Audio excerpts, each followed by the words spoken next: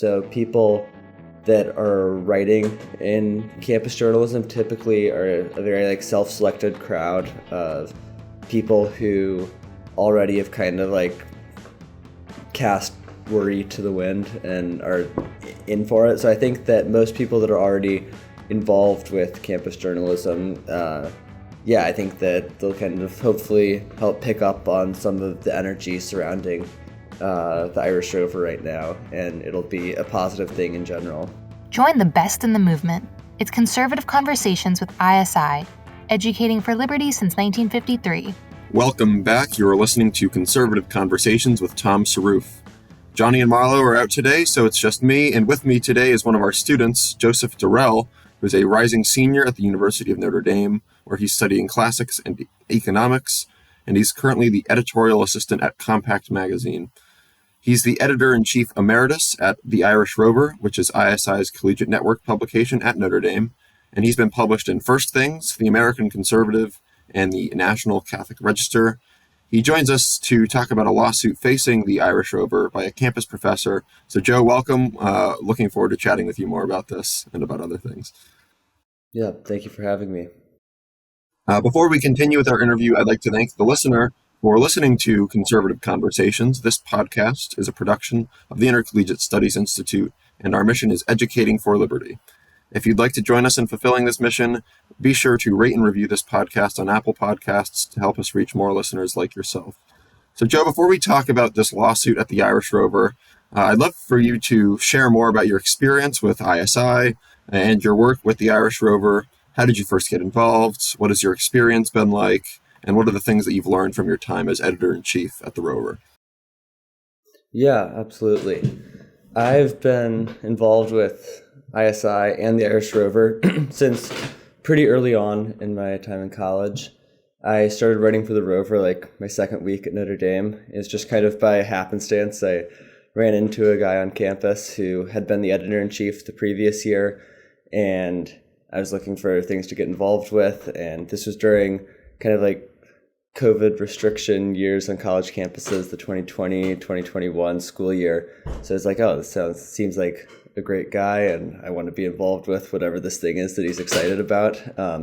So I kind of just started writing that way, but I absolutely fell in love with kind of the journalistic process, and I wanted to help defend Notre Dame's Catholic identity, so I got involved with that very quickly.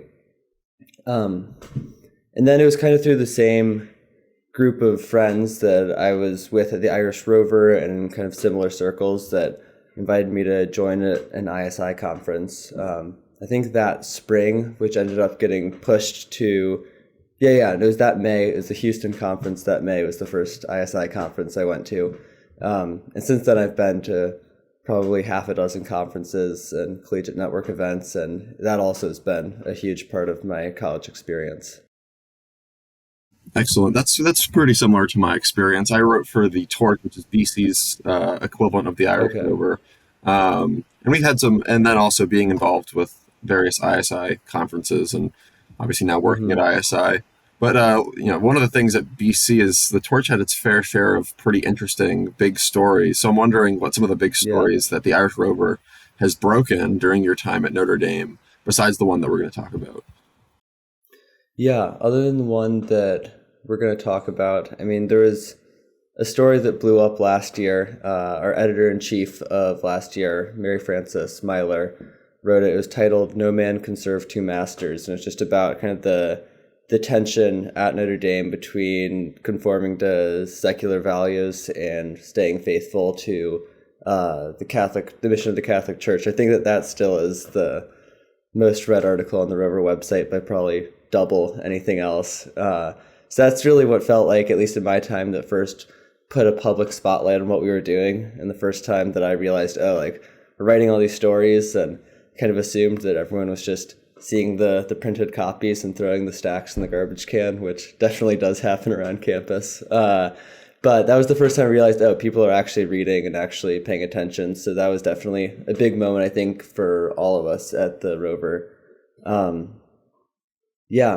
than that, though, I think there's been any number of stories that get lots of traction or little traction. Sometimes it's the stories that I wish would get more traction that no one ends up reading. I think that there's definitely like a little bit of controversy seeking amongst the audience of the paper. So I think that like some of my favorite stories that we've done have been about, say, the Eucharistic procession on campus, or the new classes, or like profiles of professors or other people on campus. Yeah.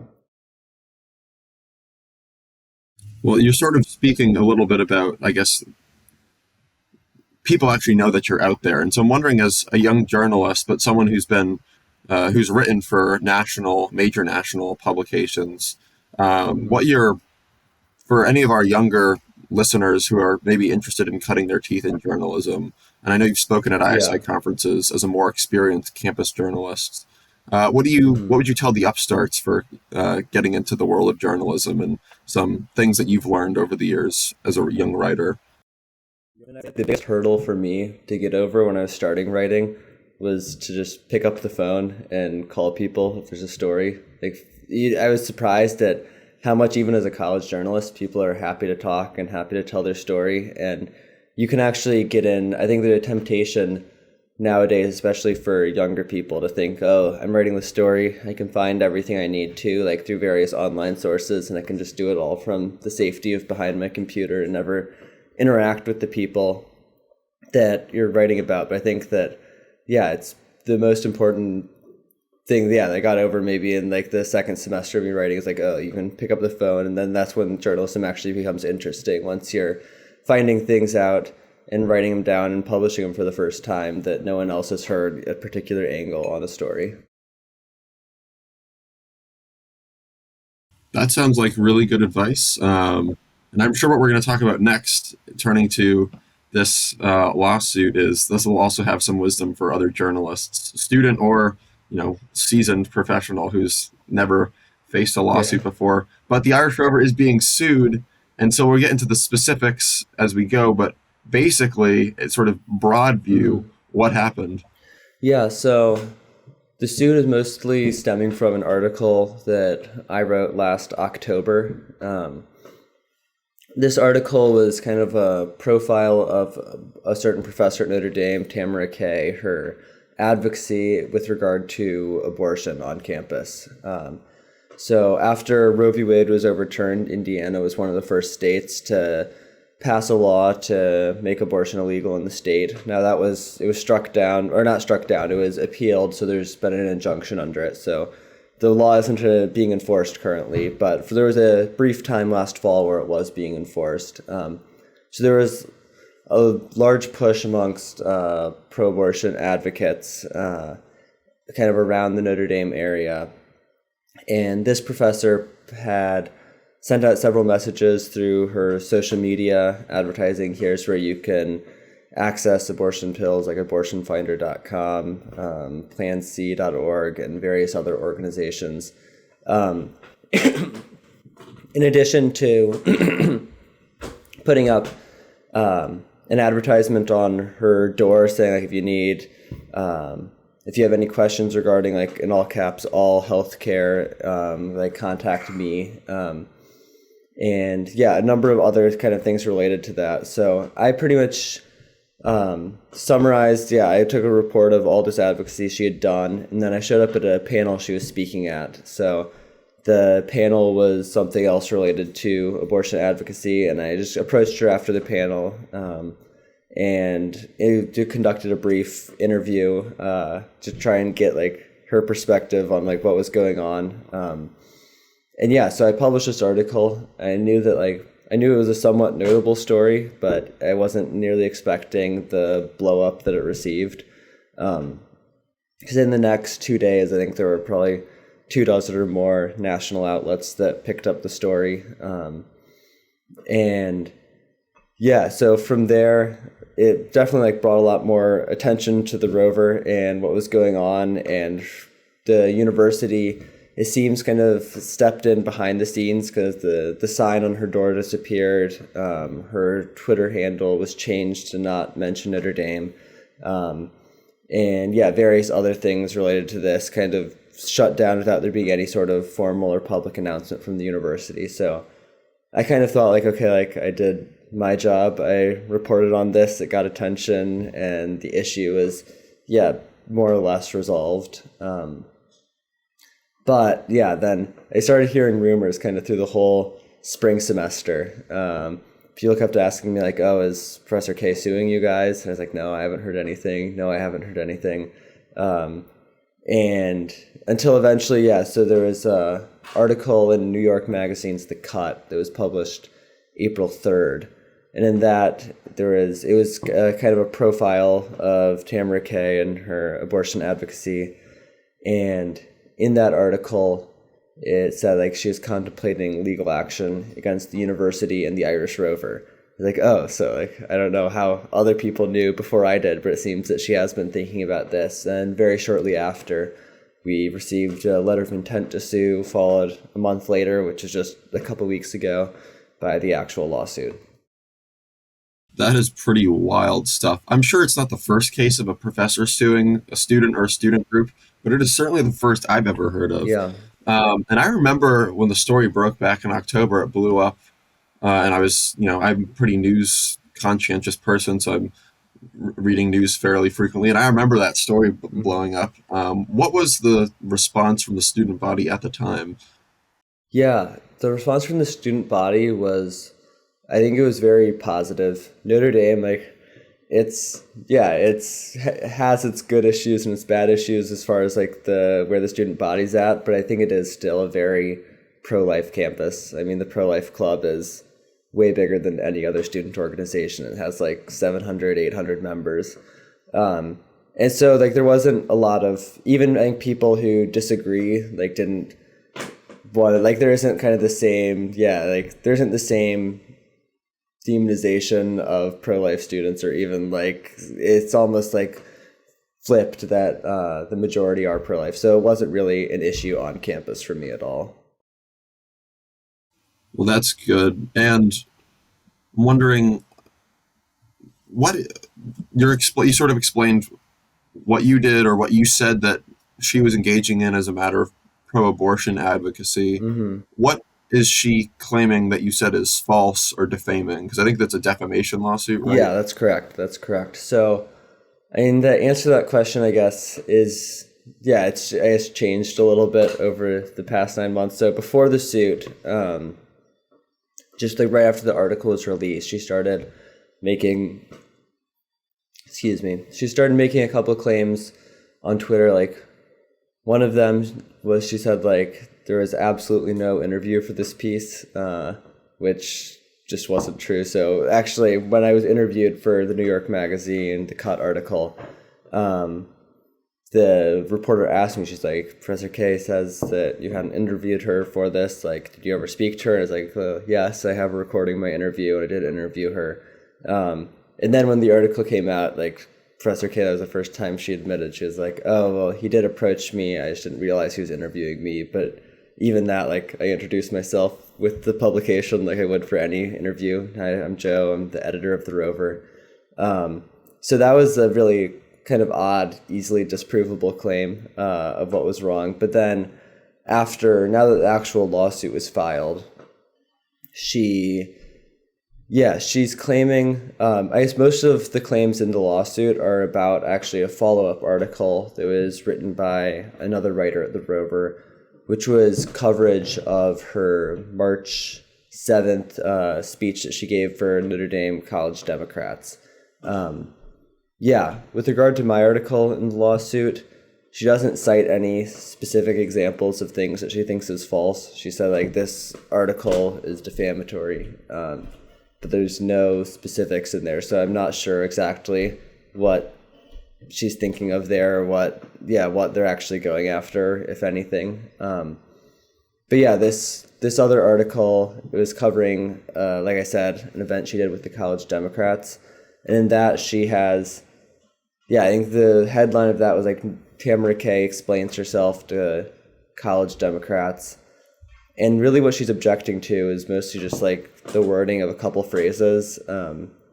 But in those phrases, it seems like checking them back off the recording of the event, it seems like there were it's a kind of a yeah, there's like a couple of spots where the wording is slightly off, but never does the meaning change or the sense of it change. So even there, I'm not really sure like substantively what she thinks is defamatory. It's not really clearly conveyed by the lawsuit itself.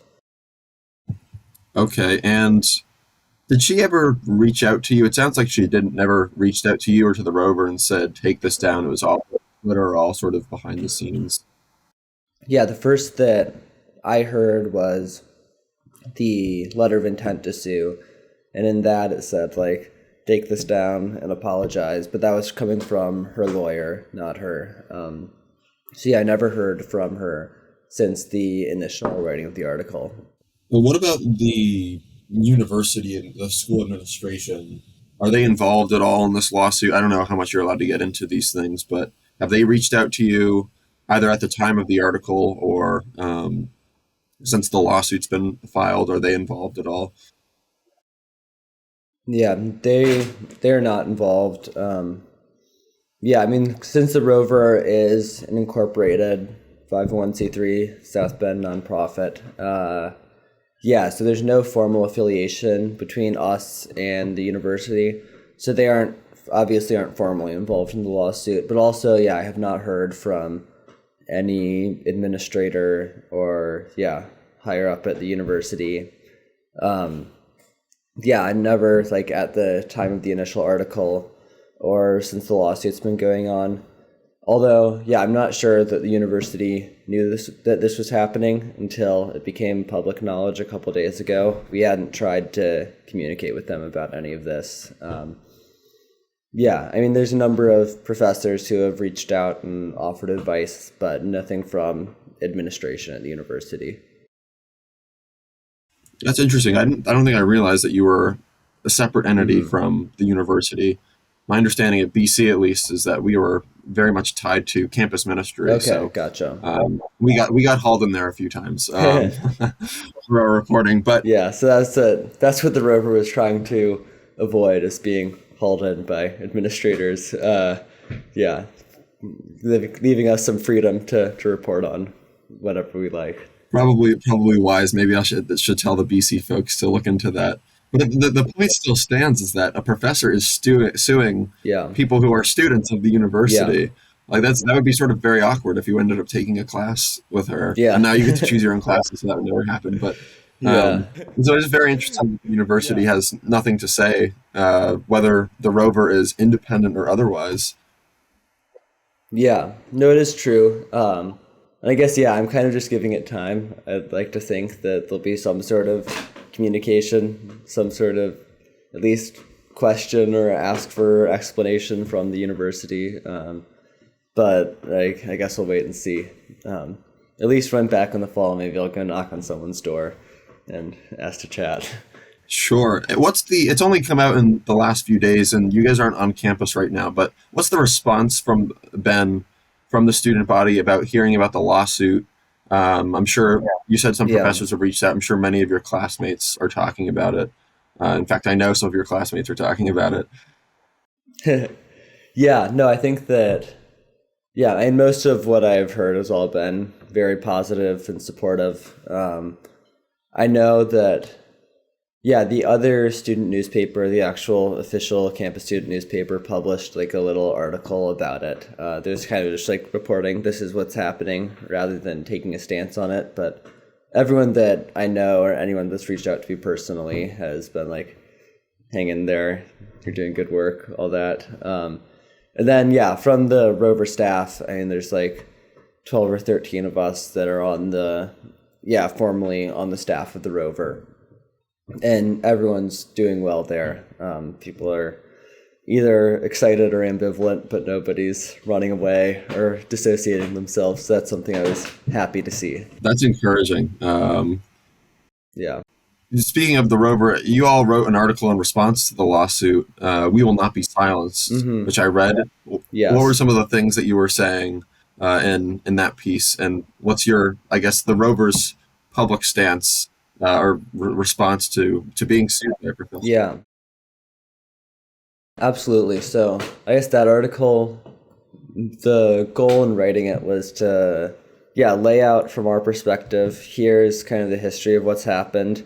Here are the claims. Here are our responses to it, and kind of obviously, like we made it pretty clear with the title, we will not be silenced. Kind of our understanding is that it's some sort of bullying or silencing technique that's being used by this, and it's just like, yeah, we're going to stand by what we said.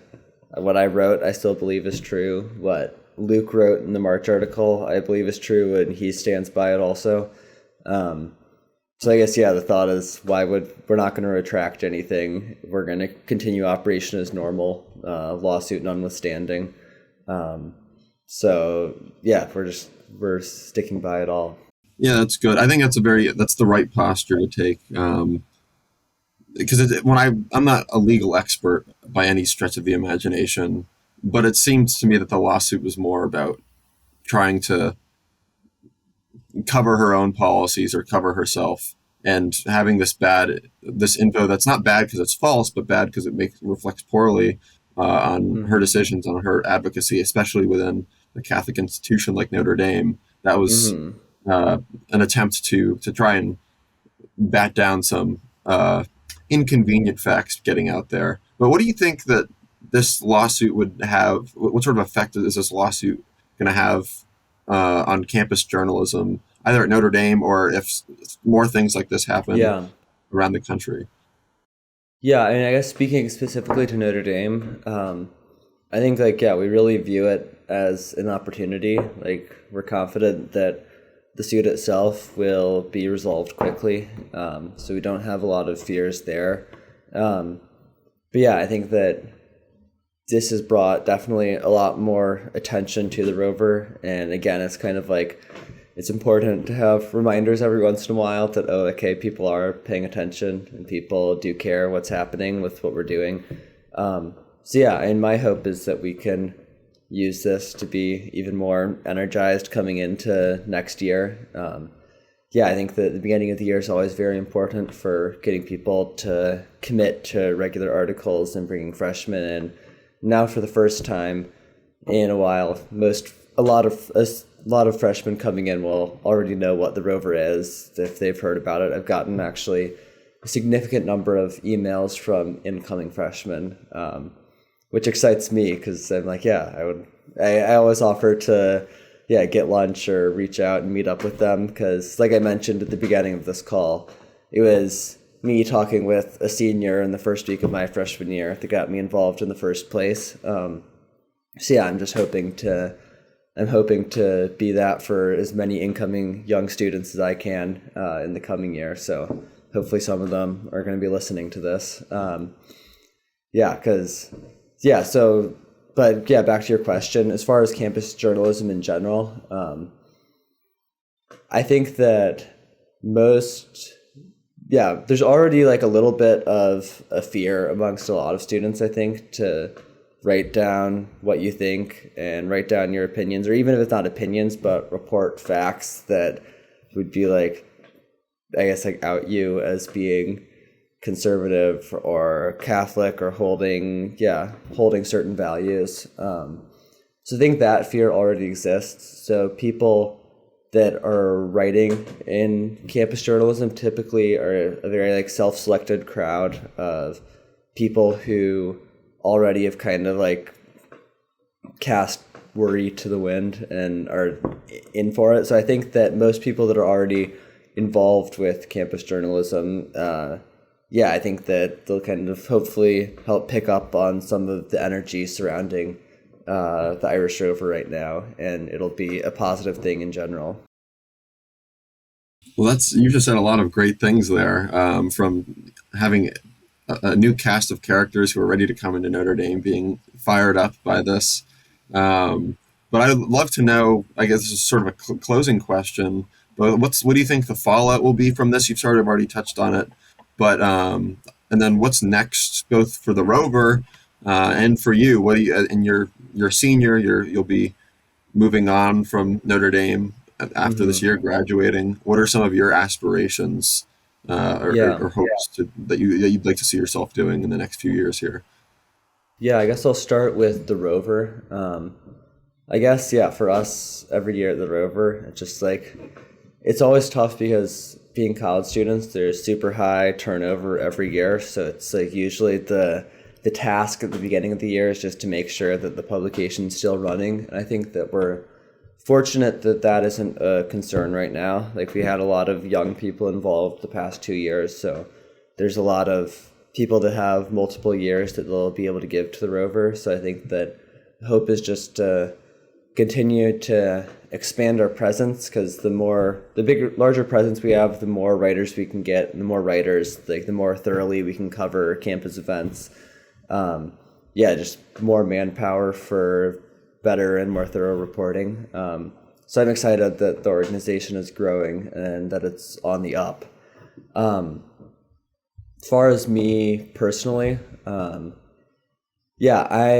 actually, like you said, I'm editor-in-chief emeritus of the Rover. So I stepped away from editor of the Rover just because, it's always been a one-year job in the 20-year history. I don't know of anyone who's done it twice. So I passed it along to a friend of mine who is our managing editor last year, and he'll be a senior. I'm just hoping to continue writing. I'll write regularly for the Rover. I'm interning this summer at Compact Magazine with Saurabh Amari and Matthew Schmitz. They've been very good to me, and I'll be writing at least a little bit for them. In addition to, we'll see where else. It's just, I guess I'll be a little bit more of a free agent this year, and then hopefully something will materialize into a job after I finish. Well, fair enough. People out there who are listening, give this man a job. He's doing great work defending and promoting the Catholic tradition and the Catholic character of Notre Dame. And so that's all I have. So, Joe, thanks for coming on, and I want to wish you good luck in your legal battle. I'm not I'm not a lawyer, but it sounds like a pretty open and shut case from my perspective. I hope you're right. But if people, and I appreciate you coming on to talk about it, but if people want to stay up to date on the story and all of the good work that you and the Irish Rover are doing, where should they look? We have our website, the Irish Rover, Notre Dame Irish Rover. If you're on social media, it's usually ND Irish Rover as the social media handle. I guess that through our website and wherever, I'm not sure who else is going to be writing articles on this story, but National Review, American Conservative has something coming out, I think, and any number of other publications. So, I appreciate people's interest. Well, we'll plug all of that in our show notes. So thanks, Joe. Thanks again. And thank you to our listeners for listening to Conservative Conversations with ISI. If you've enjoyed this episode, be sure to head over to isi.org/resources to see all that we offer our members, including the Intercollegiate Review, select modern age articles, and of course, this podcast. Thanks again for listening. Don't forget to rate and review, and we will see you next time on Conservative Conversations with ISI.